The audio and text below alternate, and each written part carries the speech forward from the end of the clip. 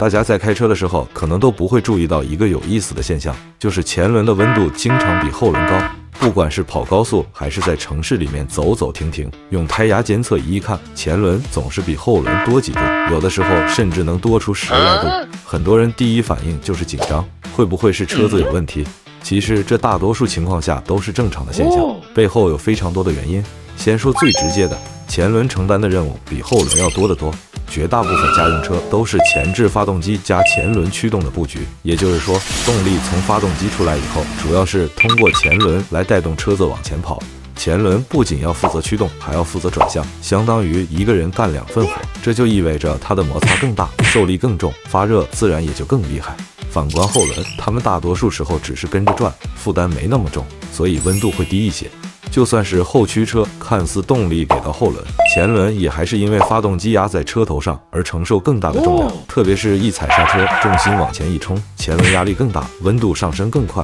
车的重量分布也是一个关键点。一般来说，家用车的前轴要承担全车60%以上的重量，重心本来就在前面，发动机、变速箱这些大块头都压在车头，导致前轮长期处在超负荷的状态。再加上刹车的时候，物理规律决定了重量会往前转移，制动力主要集中在前刹上。我们都知道，刹车靠摩擦来完成，摩擦本身就产生大量热量，这部分热量除了留在刹车盘、刹车片里，还会通过轮毂传递到轮胎上。长时间走走停停，前轮就像在蒸桑拿，温度当然更高。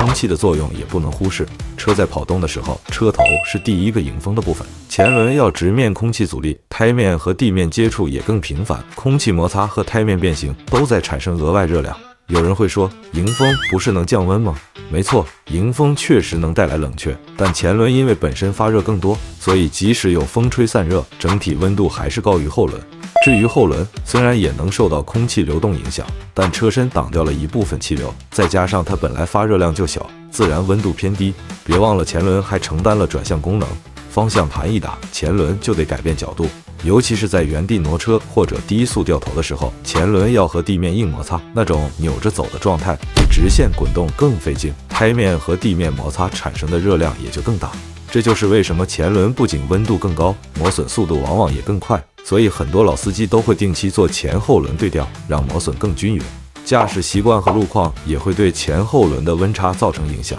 城市道路红绿灯多，开开停停，前轮要频繁刹车和启动，每次加速减速都在积累热量。高速巡航的时候差距会缩小一些，但由于重量分布和空气因素，前轮还是比后轮略高。如果在山路上跑，上坡要加大油门，下坡要更多依赖刹车，这时候前轮温度往往飙得更快更高。再加上夏天柏油路本来就很烫，太阳一晒，车头位置更容易受热，前轮自然更热。不同车型之间的差别也很有意思，前驱车的前后温差最明显，几乎是必然规律。后驱车的温差相对小一点，但因为刹车原理和重量分布，前轮依旧不会比后轮冷。四驱车因为动力分配更均匀，所以前后温度差距会缩小，但通常前轮还是略高一些。至于电动车，情况大体类似，电机位置不同，可能会带来一些差别。如果是前驱电机，那前轮更热；如果是后驱电机，前轮依然因为制动因素而偏高。要是四驱双电机，差距缩小，但依旧存在。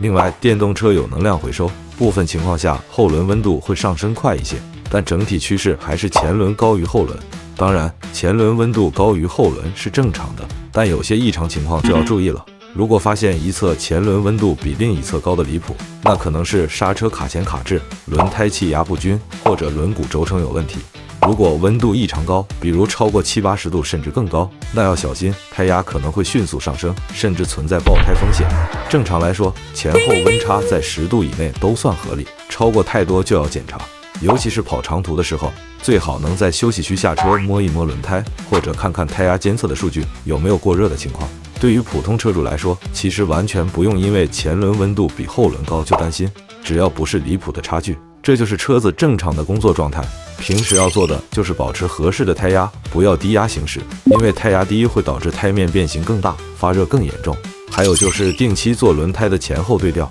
既能让磨损均匀，也能让温度分布更合理。如果发现温度异常或者差距过大，就及时去检查刹车系统和悬挂部件。前轮温度高是因为它们太忙了，要负责驱动、转向、成承重，还要承担主要的刹车压力，加上空气阻力和驾驶习惯的影响，所以它们天然就比后轮更热。理解了这个逻辑，再看胎压监测的数据，你就不会慌张，反而会觉得这是再合理不过的事。其实这就像人走路，脚掌比脚跟承受更多的压力，走久了脚掌发热更快。车的道理和人的身体没什么两样，前轮就是那双一直在用力的脚。